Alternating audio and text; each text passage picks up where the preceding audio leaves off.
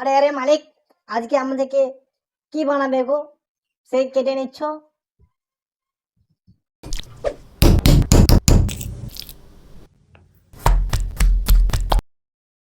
তুমি একটা একটা করে আমাদের পিস পিস করে কেটে কাঠের ভিতরে কেন ভরে নিচ্ছ গো? আমাদের ব্যথা করে না বুঝি? তুমি যা মন তাই করছো। আরে আরে মালিক, তুমি পাগল টাগল হয়ে গেছো নাকি? আমাকে একটা একটা করে ভরে পুরো তো তাল গাছের মতো করে দিচ্ছ। আমি তো উল্টে পড়ে যাবো গো। আরে আরে বাবু, এসব আমার গায়ে কি ঢালছো? ছি ছি ছি, কোথিকার কি কাহা আমার গায়ে ঢেলে দিচ্ছ?